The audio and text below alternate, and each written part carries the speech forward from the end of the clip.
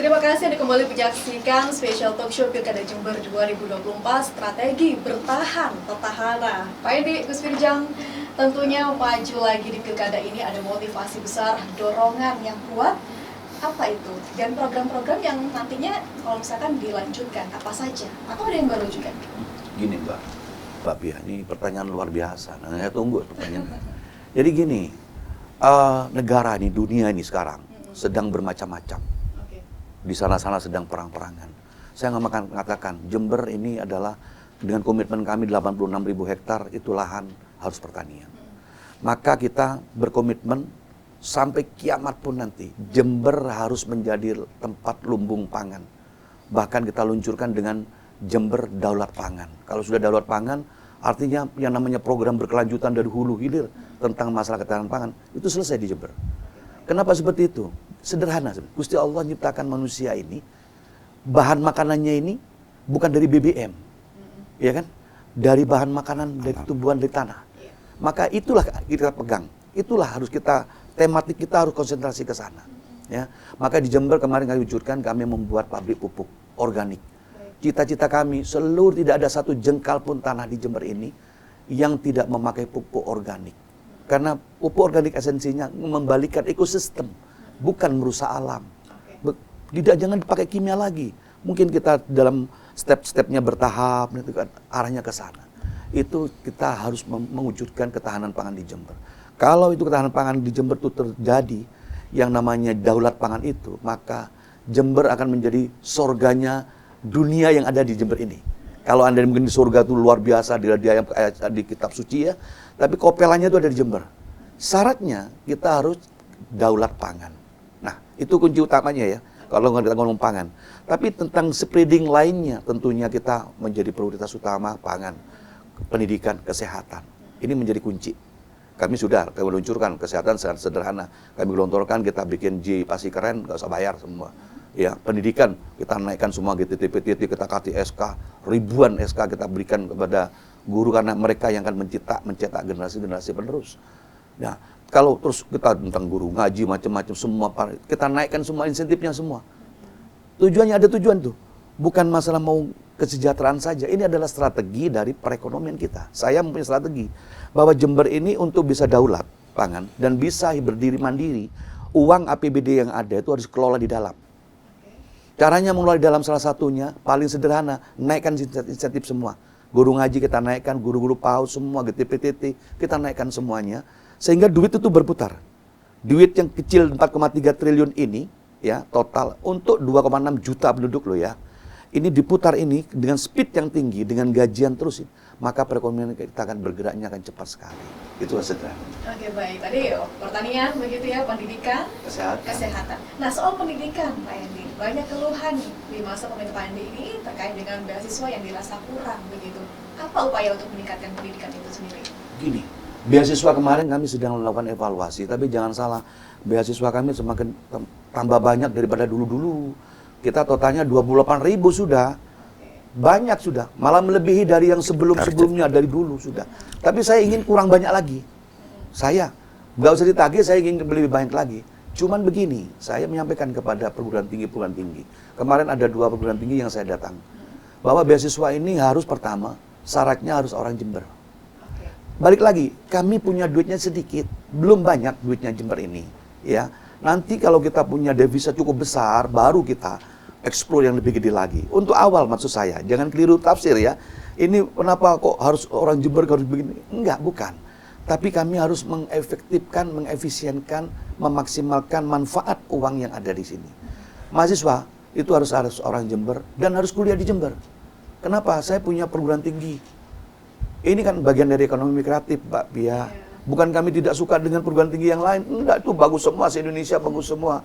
Tapi di Jember ini kami sudah S1, S2, S3, bahkan guru besar ada di Jember. Setelah itu bekerja di Jember ada, kami ada semua. Yang di sini mungkin untuk peracikan nuklir tidak ada di Jember ini kali ya.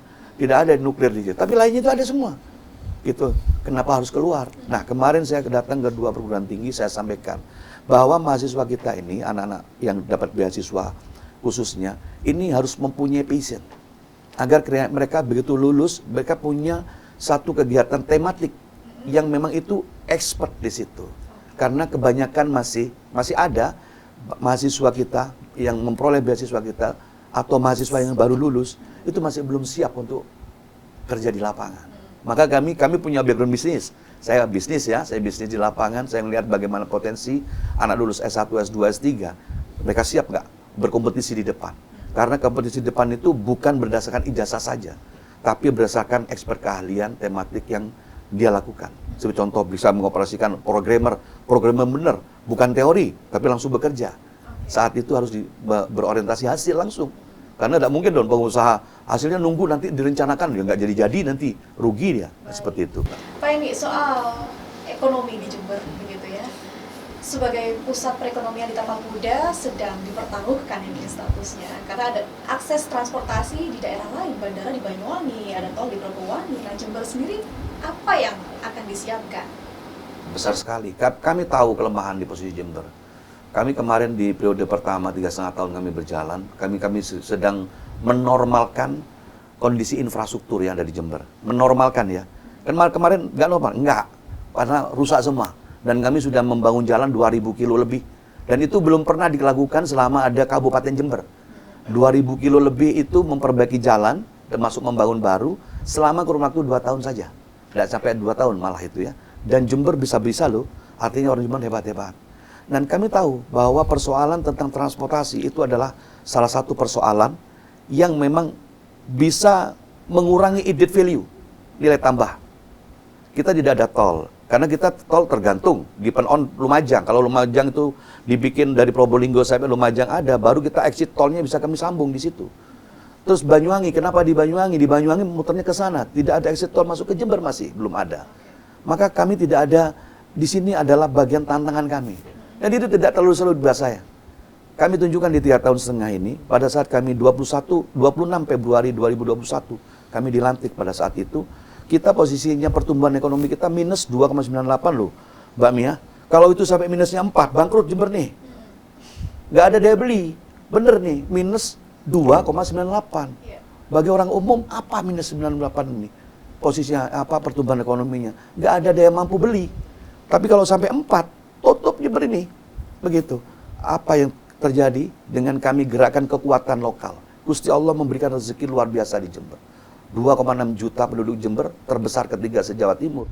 Dan potensi daerah yang tidak punya satu jengkal pun yang tandus di Jember lahan ini adalah harta karun. Kami mainkan di dalam. Maka pertumbuhan sampai 4,59 sekarang.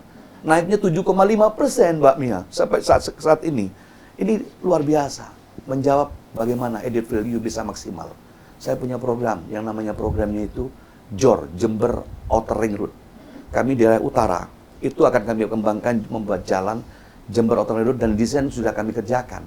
Tinggal nunggu duitnya. Nah, duitnya di mana? Belum ada duit kita. Terus yang kedua, pelabuhan.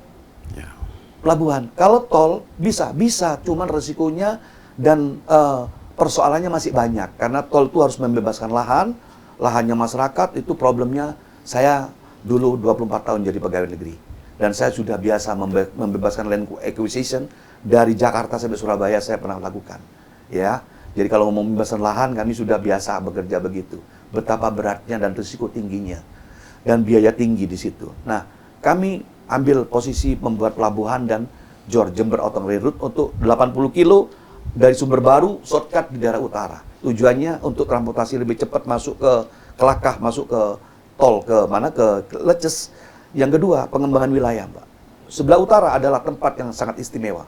Di situ dataran tinggi, posisinya 600 sampai 700 meter dari permukaan air laut. Itu view-nya kota Jember dan laut selatan dan bisa melihat pergerakan kapal nasional maupun internasional dengan kasat mata secara langsung di posisi ketinggian itu. Jika itu terwujud, dahsyat, maka Jember ini bukan lagi Kabupaten Jember, mungkin ini akan jadi minipolitan negeri yang kita cintai ini. Begitu. Ya. Mungkin juga pariwisata begitu. Ya, pasti otomatis di dalamnya. Tapi begini, Pak Gus Firjawan, lepas dari kontroversi yang ada, pemerintahan sebelumnya ini punya legacy masing-masing. Pak Jalal dengan penerangan jalan, kemudian Bu Faida dengan ambulans desa.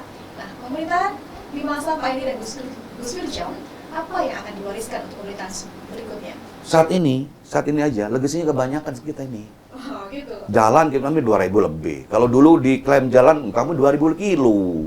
Gitu cuma kurun waktu 2 tahun saja. Kesehatan kami free, cas. Nggak bayar nih. Sampai hampir 600 miliar kita gelontorkan untuk kesehatan. Lampu penerangan kami sudah 24.000 lebih. PJU sudah kita pasang. Terlalu banyak legacy di sini. Kami tidak mengejar satu legacy itu, Pak.